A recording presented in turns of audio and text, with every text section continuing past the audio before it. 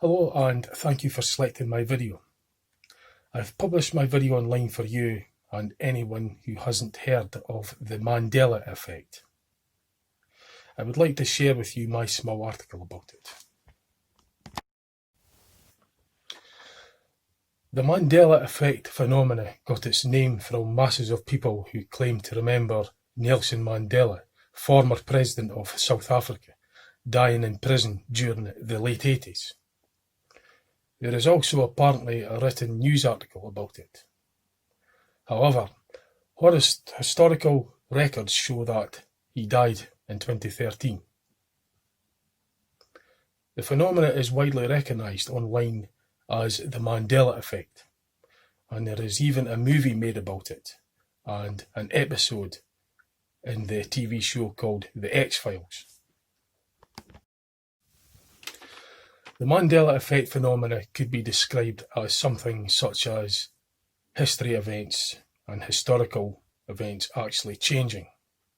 For some people this may seem impossible and will not or cannot accept it without significant scientific proof, or some form of proof that it does exist. This is totally understandable. There seems to be masses of people online claiming to have experienced this phenomenon.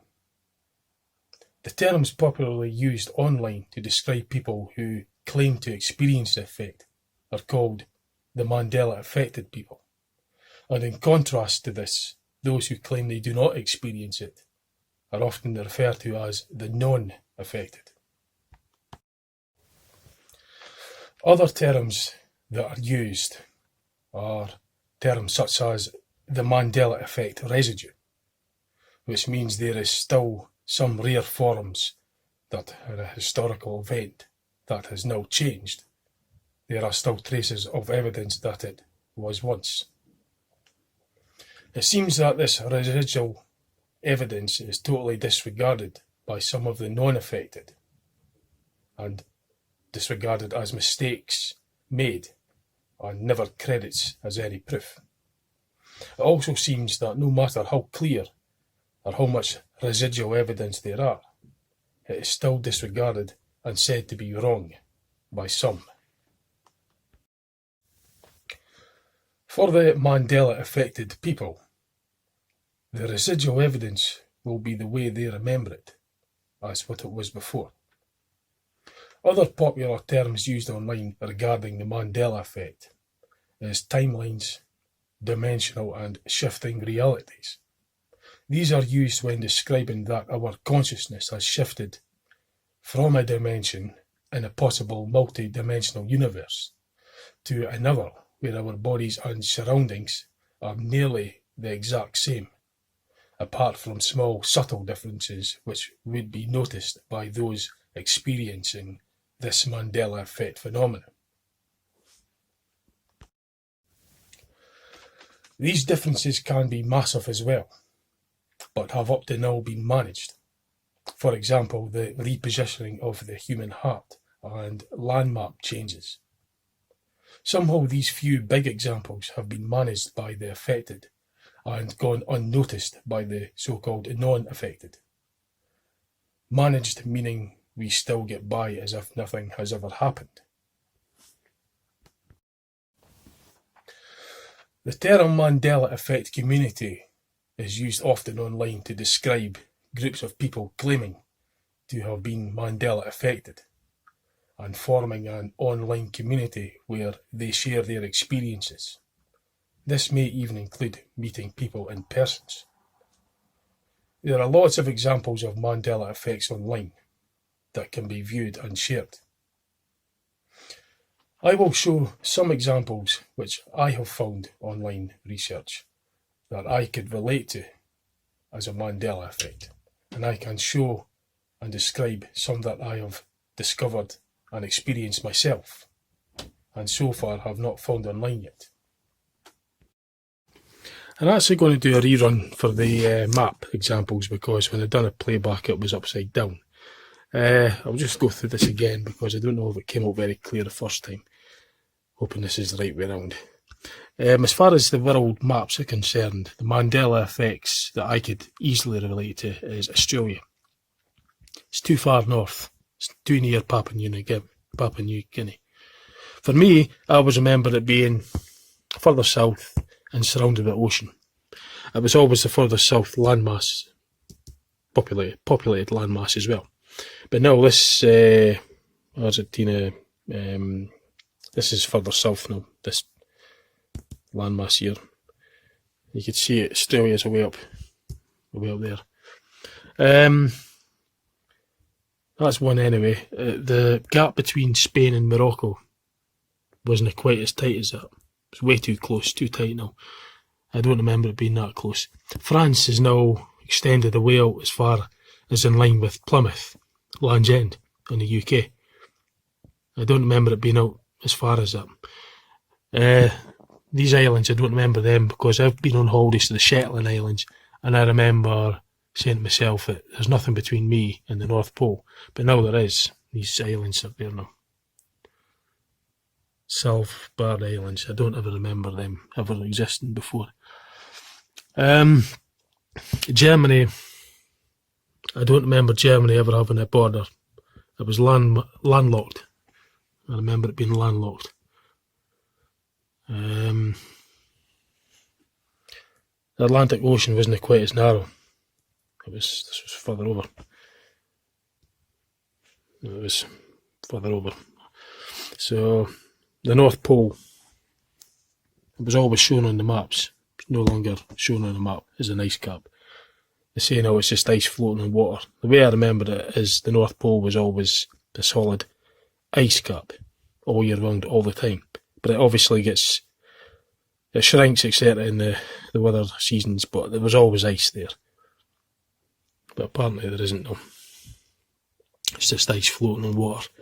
But if you go online, there's lots and lots of examples as far as geography is concerned. Now this map's never left my house.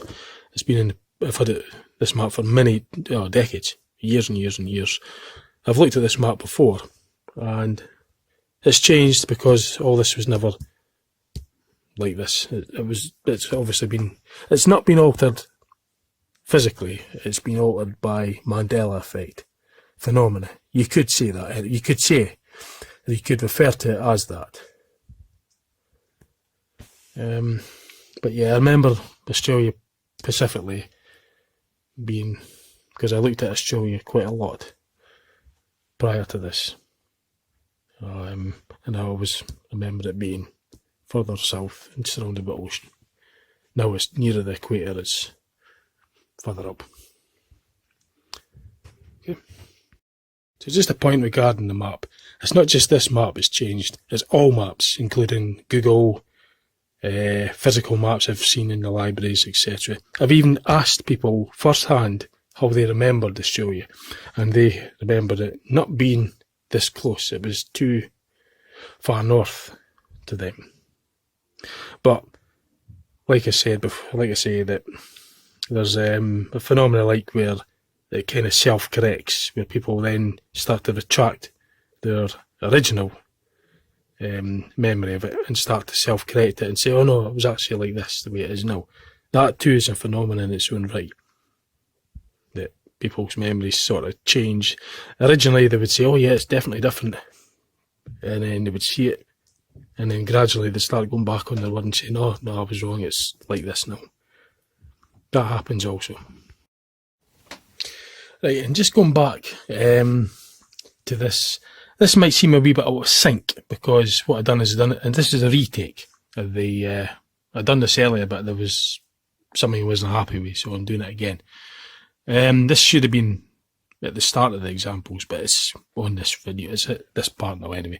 So, it's regarding car manufacturing badge, Volkswagen. Now there's a Mandela Effect here for it online, and I could relate to this one. This is how I remembered the badge being. It was one piece. The V and the W was all one. It was all one badge. All one piece. Now what it is, it's changed to this. This is what it is now. It's apparently always been that way. It's got this gap. It's got this gap between the V and the W. I never remember the gap being there. And it's online. A lot of people, it would seem, if you do research online, it would appear a lot of people also remember it being like this instead of this, instead of having a lot of people do not remember this gap.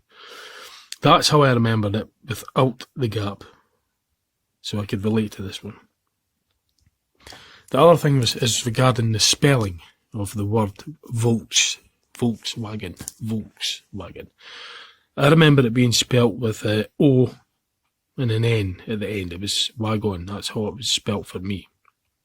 But obviously, if you check on now, it's this is how it's always been. Apparently, it's always had an EN at the end of it. So I was shocked when I discovered that one online. What I done is I went and one of my card books that I've had for a long time. I looked at the book that I've had. It's not left the house. It's been in my possession for many, many years. About 30 years. And it hasn't been changed in any way. So I went into the cupboard, got the book, looked at the spelling, and writing off it had changed to this. I mean changed Mandela Effect. I don't mean changed physically. I don't mean that it's been rubbed out and respelt. No, apparently the history's change has always been this way. Whereas I could clearly remember it being spelt with an O-N at the end of it. And it would seem lots of other people remember it being spelt this way. Now regarding Mandela Effect, residual evidence, when I first discovered this had changed, I went online and typed the old spelling in. You get the autocorrect, spell correct, it comes up with this, but there was a lot of sites that came up with this, independent sites, and reputable ones as well, car sites, that still spelt it the old way. Now these are car sites, and I don't believe that they would make this mistake. So that's, to me, it would seem like residual evidence that once it used to be that way. But it just hasn't changed yet to this. So the residual evidence is still there. But I don't know what happens to that, if it gradually changes or fades away or what. It's an interesting subject, and if you're interested, research it. Right, this is regarding the stones that are magnetic. Now I just went out the backs and I just picked up some stones here that are magnetic. Now I've got this magnet and I've got these screws. Now these are magnetic. As you can see, that's how it used to be. It would only pick up metal objects. Right. But now, these little stones here, I'll try and zoom them in. They could get picked up with a magnet as well. See?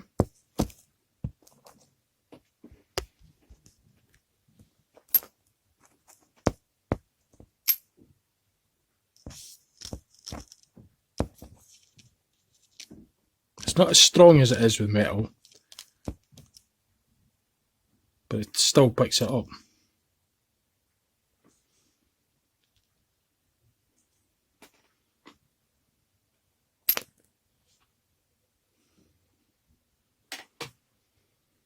Find.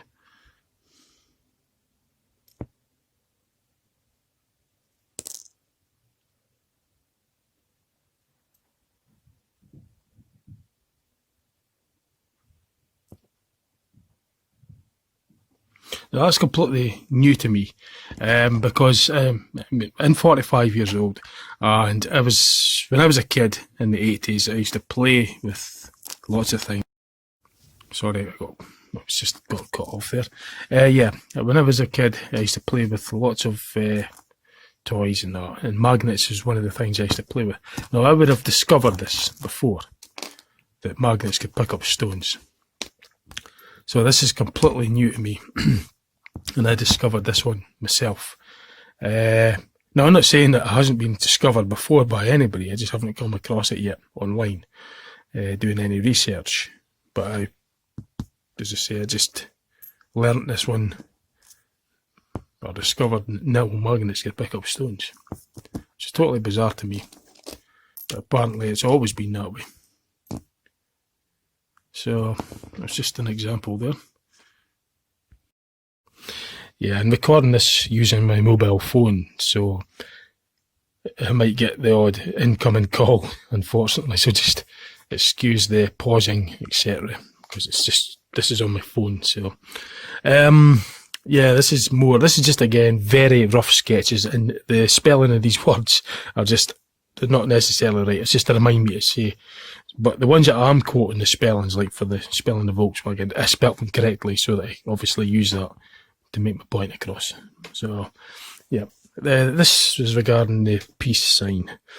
No, it's quite amazed, actually, because I've just kind of like came across another one myself, just as I was making this article. First of all, it used to be, for me, it was this one. That was the peace sign. Hence why you had, this is supposed to be an arm with the fingers showing the peace sign, clearly marked this way so that it's not mistaken for the other way, which is a rude sign. But this is the correct sign for the peace sign. So you could say it's like Mandela Effect, residual evidence, if you like, because it's still regarded as the peace sign, that the fingers would represent this on the old peace sign.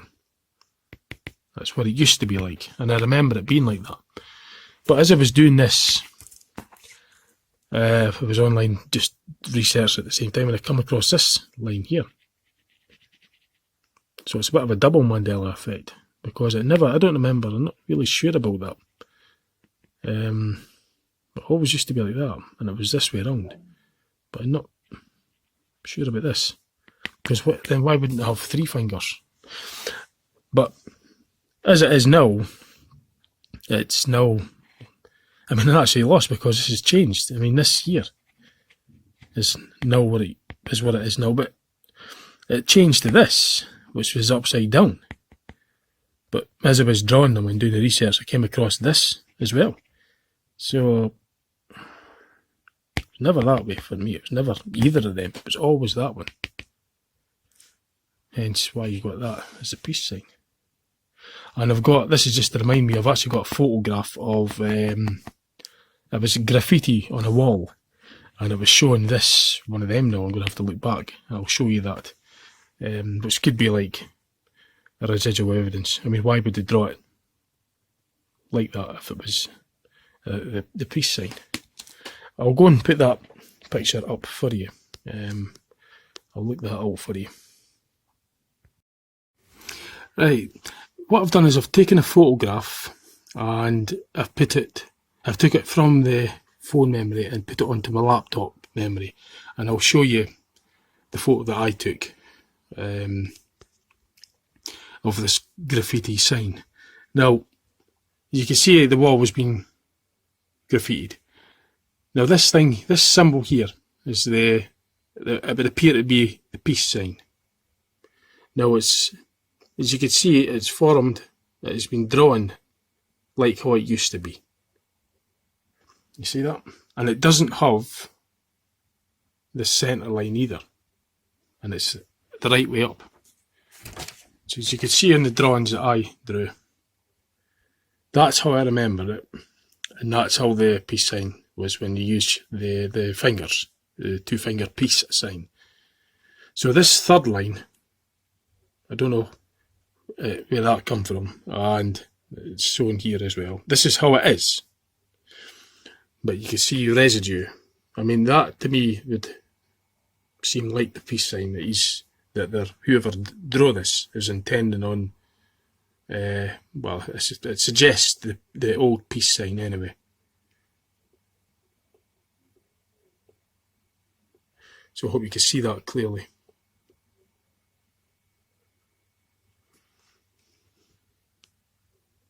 Okay.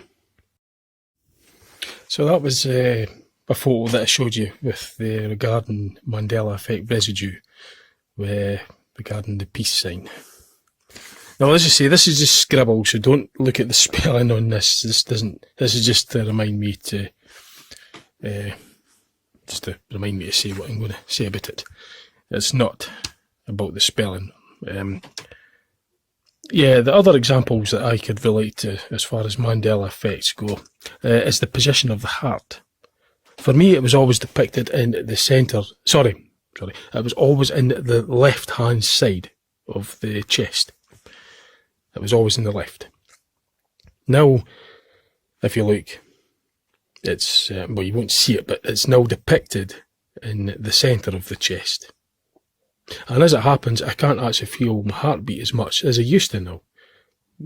Before I was able to feel it by putting my hand on the left-hand side of my chest, I was able to feel my heartbeat. Whereas now, I can't. And everything, all the records, everything shows that humans have their heart near the centre of the torso. So that's a difference. This one's regarding the documentaries about the JFK, John F. Kennedy assassination in the 1960s. The Mandela effect here is that there is now 6 people in the car. If you look at the documentaries now, it says that there are John Kennedy, his wife in the back seat, Governor Connolly and his wife in the middle seats, the driver and the Secret Service person in the passenger seats, are in the front seats. So it's a total of 6 people.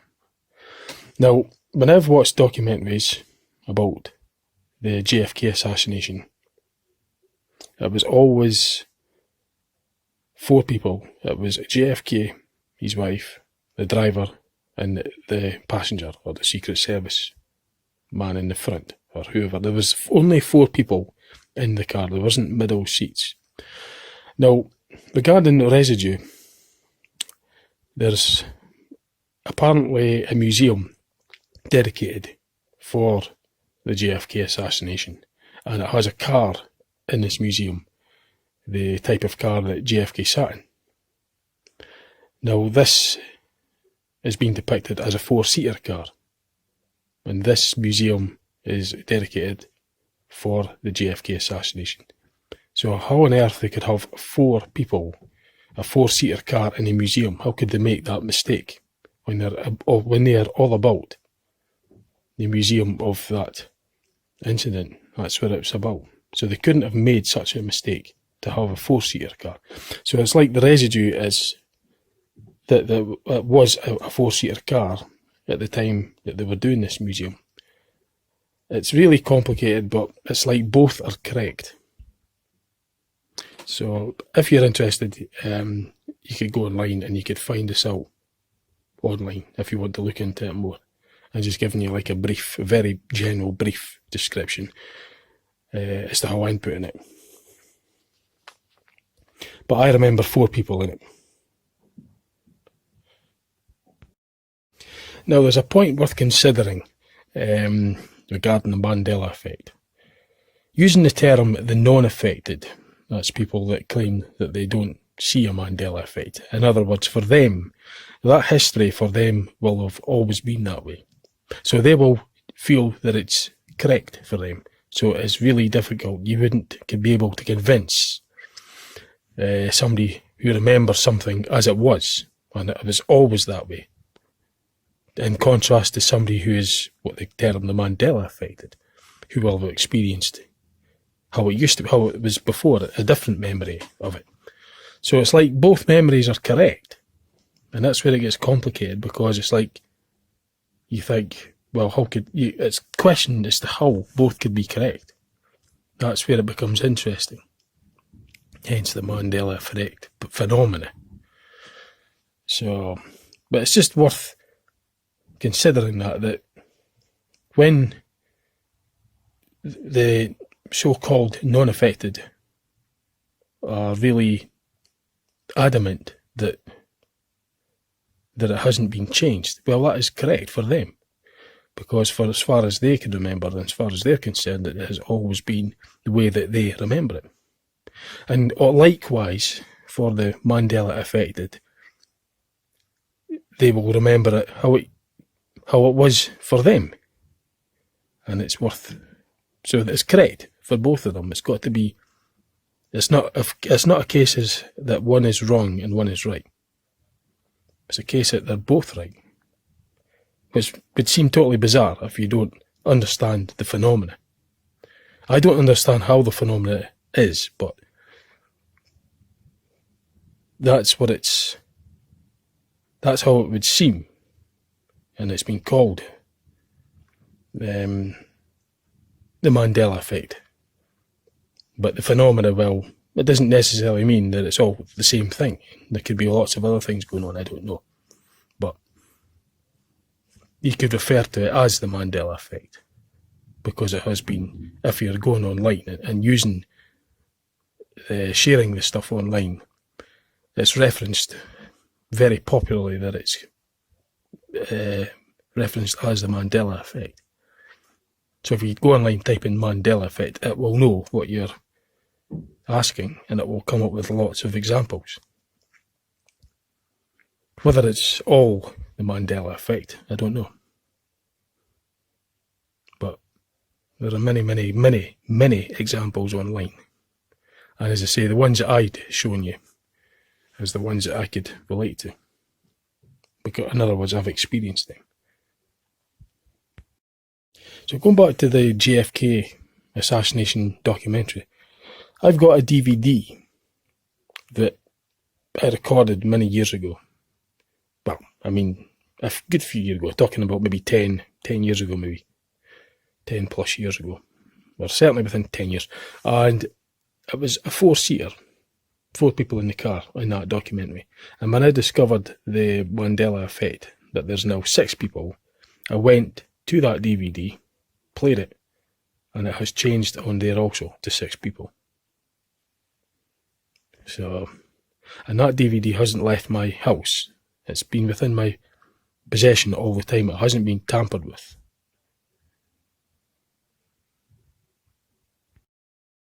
Okay, what I've done here is I've got photos uploaded from my phone and put onto the laptop screen so I could show you. Now these are photos I've taken, and shows all these very unusual trails and cloud formations, etc. So I'll show you a few of them. So it's just very unusual, for me anyway. This was taken over a loch as well. I don't remember clouds ever being like this, you know, lines like this, until recently. I'll try and find the... Yeah, there's some more there as well. These are, as I say, pictures I've taken. And there's some more.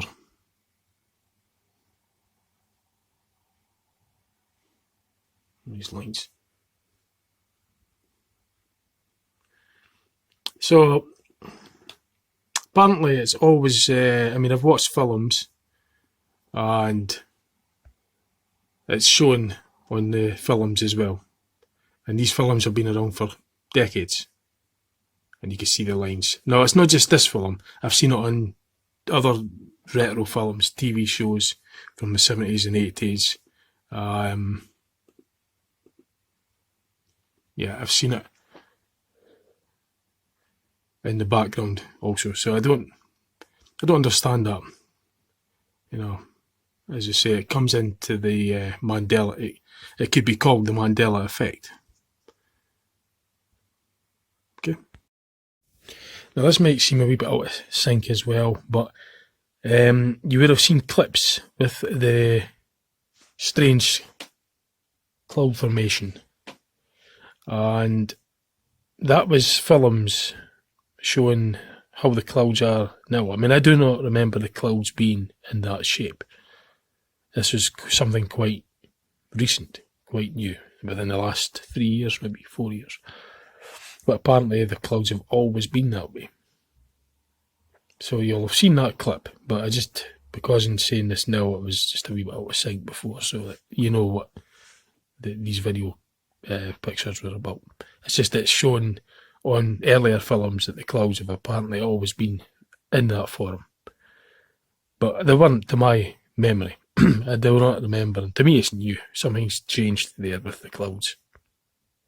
But you look back old films and stumbled across it myself, and it's shown in the background, the clouds being that way. So it's the history is like it's changed, or you could say the Mandela Effect phenomenon. Okay, I've come up with a Mandela Effect example that I could relate to. There's actually two here. There's one that I discovered or found myself. I'm not saying I discovered it, because other people may have. I just haven't heard of anybody else mentioning this one. But I came across it and discovered it myself. The other one is something that I could relate to that I came across on online research.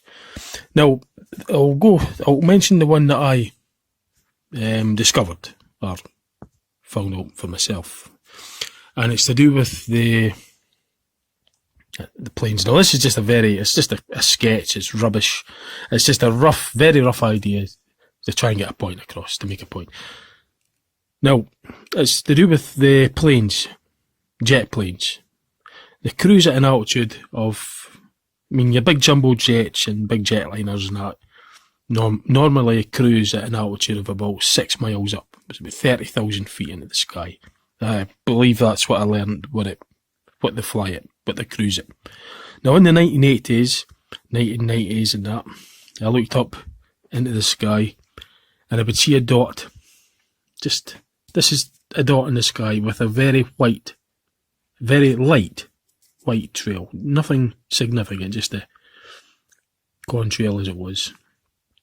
So you would just see this dot moving in the sky with this very light trail. And that was it. You wouldn't hear anything, you would just see that. And I would ask what it was, obviously, when I was a kid. And I learnt it was jet planes that were doing the cruising altitude. It was a plane, big jumbo jets and that.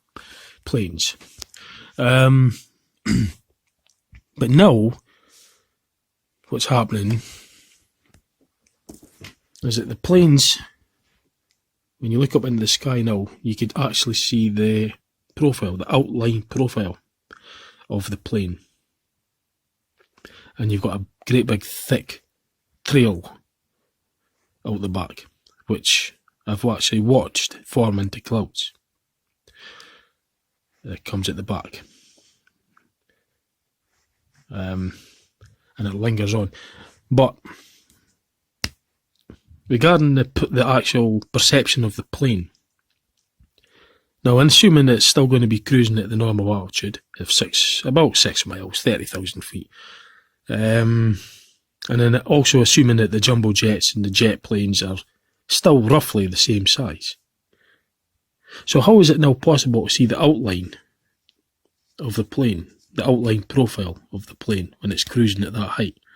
And how is it possible to also hear it slightly as well? You could actually hear it slightly. So you could see it as a plane and you could hear it. And you've got this great big thick trail going at the back that lingers on and forms the clouds. You could have saw it happening. And yet it's supposed to be the same size as it, so roughly the same size.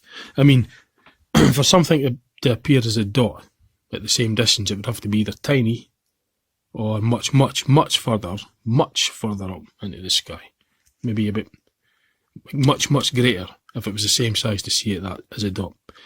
But if it's cruising at roughly the same altitude, and it's appearing, you can actually see the engines and everything. How is that possible? So the perception, there's something just doesn't quite add up there. It's either planes have got, mega big, astronomically big, but it's impossible for them to be either that small or that big.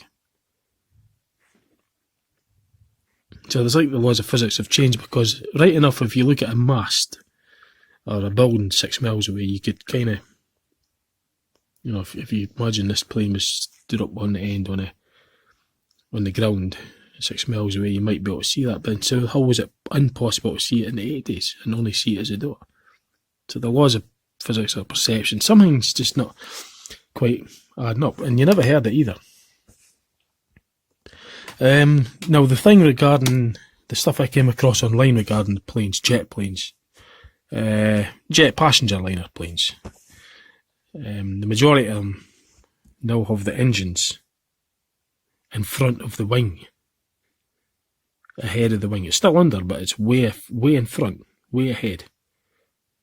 For me, it always used to be tucked under the wings. It's still under, but it's just so much further forward.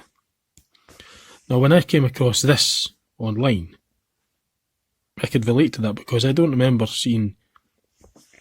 I mean, I've seen planes on various, like, first hand, I've seen it on TV programmes, etc., documentaries.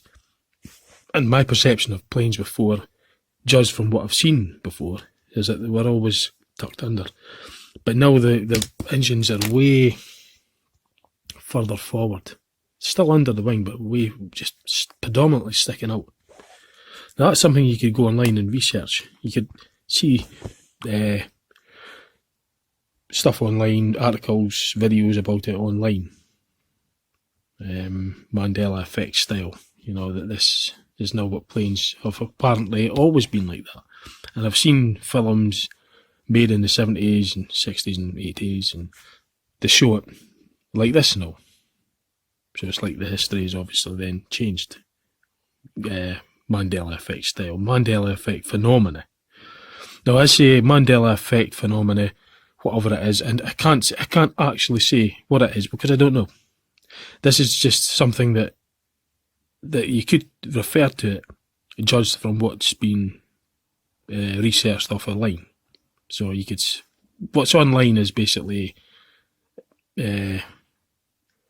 something of this phenomena is referred to as the Mandela Effect. But I don't actually know what it is, but what I do know is what I remember. And I don't remember the stuff that I mentioned earlier, that I don't remember ever seeing the profile of the plane like that at a cruising altitude. I don't remember big thick trails coming at the back, turning into clouds. And I never remember hearing them. I do remember in the years, decades ago, that you would see this dot, just a very small dot moving in the sky, and you get this light, just a light, a faint white trail, and it would disappear. And it would just be moving along. You wouldn't hear it. Because I remember asking when I was a kid, what is that? You know, I was really young. And then from there on then, I just looked at, well, it's a plane. But now you can actually see the outline of a plane. So that either means the planes have got a ginormously, massively big, I mean ridiculously sized big in order to see it, or they must have been tiny back in the 80s, and it's still jumbo jets and jetless. So I can't see it being that small or that big. So I don't know what's happening if it's... And apparently there's still crews at this altitude, other than, you know, they're going to be cruising at a much lower altitude, but that wouldn't make sense, because then if it's too low, it could hit the mountains. So that's just another example there, another point I'd like to make about it. And this is on online. Now I don't know about this. As I say, I came across the size differences myself. You know, it could be it's maybe been spotted online before this. I don't know, but we could research it.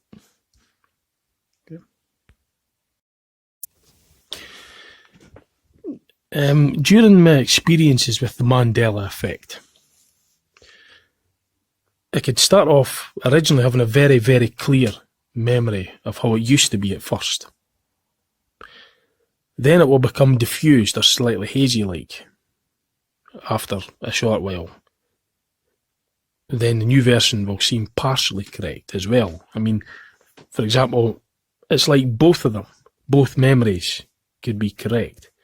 It's like at first, the original, how it used to be, how I remembered it used to be, would be the strongest memory.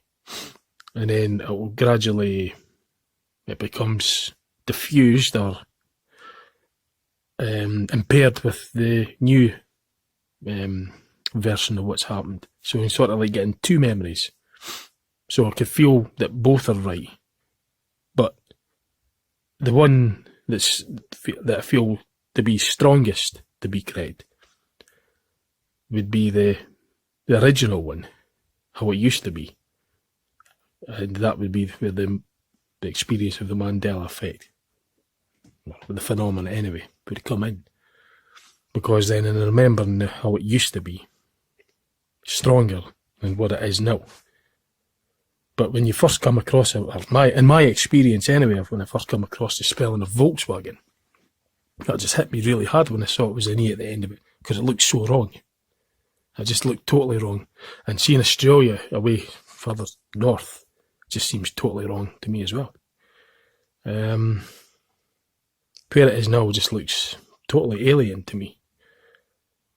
But it's sort of, I mean, there's Mandela Effect. At first, there's instances where it can be really clear at first, and then it will come sort of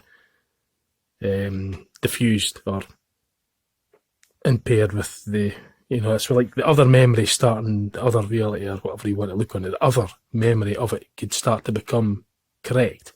In other words, you could feel like it's right, that both are right. And it's really strange to explain, but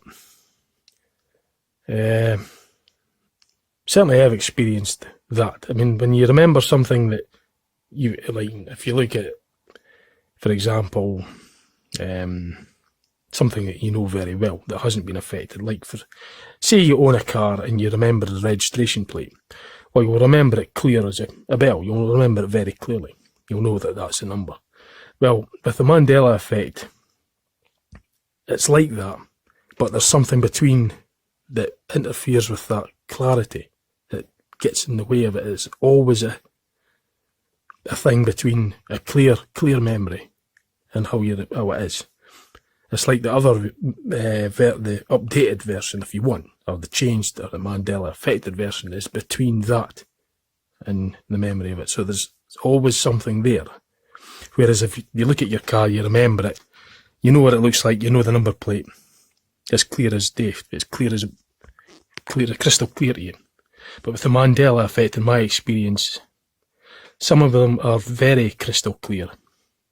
But there's still always there's still always something there present, but it'll be very weak, that sort of shares a memory with it being correct. That they're both correct, but the one how I remember it strongest is the one that will be the clearest. It's difficult to explain. I mean, let's see if I can explain this a bit better. So yeah, looking at the badges, there's an example, because the Australian one is really strong. I can't relate to it being in the position it's in.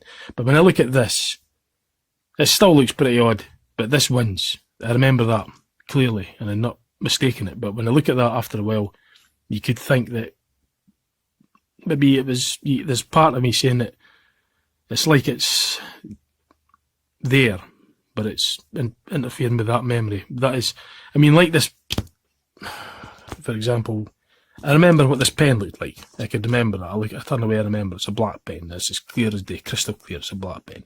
So yeah, it's like with the Mandela Effect, I could say, yes, I remember that, crystal clear, but there's a diffuser, there's something between that memory to make it not as crystal clear as all that, but it's still clear enough to say that that's how it was. It's a hard one to explain that, but that's the best I could do at the moment. A clear memory of something like this, it's very clear. That's very clear, but then there's part of me saying that this is actually maybe not the best example, because I could strongly remember this, and I really find that odd, seeing the gap there. But really, even on the clear ones, there's always still a very small part there's always a diffuser, there's always something between the clarity and remembering, something crystal clear. Like, this isn't Mandela Effect at the moment, it's a black pen, I remember it being a black pen. So I look away, yes, clearly remember it being a black pen, 100%. But with the Mandela Effect, it's, yes, I clearly remember it, but there's always a sort of haze between clearly remembering it and remembering it Mandela Effect style. There's just always something there, a third part to it. But yeah, that's about the best I could do to explain that bit. But I thought I'd try anyway. Okay. The Mandela Effect phenomena is an interesting subject, and there are lots of interesting online theories about it. Some suggest that we, as consciousness in our bodies, shift from the reality we live in to another reality, where everything is nearly identical, except for the stuff that isn't. And this will be noticed by those claiming to be Mandela affected. The so-called non-affected will not notice any differences. Other theories are time travel and altering the past, but the changes are experienced by the affected. They are skeptics, of course, who dismiss it all as false memory. It is easy to class all this as science fiction, but to those, including myself, who has experienced the so-called Mandela Effect phenomena, these effects experienced are as real as reality is itself. I am not a religious person, nor am I involved in any secret societies or doing any paranormal rituals of any sort. I am just an ordinary guy who drives buses for a living. Ever since I was a kid, I've always been interested in science fiction and the paranormal, but this does not make me biased to the facts that I have experienced and researched. I do not consider myself special any more or any less than anyone else, and I don't consider myself part of any Mandela Effect community, or more or any less than anyone else. As far as I'm concerned, we are all one community, and we are all equal as regarding the Mandela Effect. It is up to each of us all to decide what to make of the phenomena that are going on. I have not found anyone yet who claim to be Mandela affected say they are special or say we must be part of a group or a community of some sort. So far, it would seem during my online researches that most who claim to have experienced it and seem to be part of this Mandela Effect community seem friendly and open-minded, willing to listen and share their experiences with us all. During my research, I've came across a trend where some people, when asked about a Mandela Effect, will strongly agree at first, but later start to doubt and strongly disagree and dismiss it as just false memory, even though they were very certain at first. This happens in a very short time. The trend is a phenomenon in its own right and can be very frustrating. I have also came across a phenomena linked to the Mandela Effect when some of the so-called non-affected are showing strong residual evidence, but still totally disregarded and rejected. This too is very frustrating phenomena that happens. Other frustrating phenomena trends are just to ignore and forget all about something like this, which could affect every aspect of our lives, and it shows us that there is even more to life. Going back to when I was a school-age kid, when I was at school, science physics was my strongest subject, and even today I still have a passion for wanting more answers about everything. I am an open-minded person and I still want to explore. I am baffled with these phenomena and I want to know more about it. I feel that all of us deep down want to know more about everything, and of course we want to know how to handle the knowledge responsibly, fairly, sensibly and efficiently to what we should do with this knowledge we seek. Whether you have experienced just one phenomena like the Mandela Effect, or many, it is just as equally as important and as valuable to you. I hope you've enjoyed my short video, and if you wish you could comment, like or subscribe to my YouTube channel. Thank you for watching.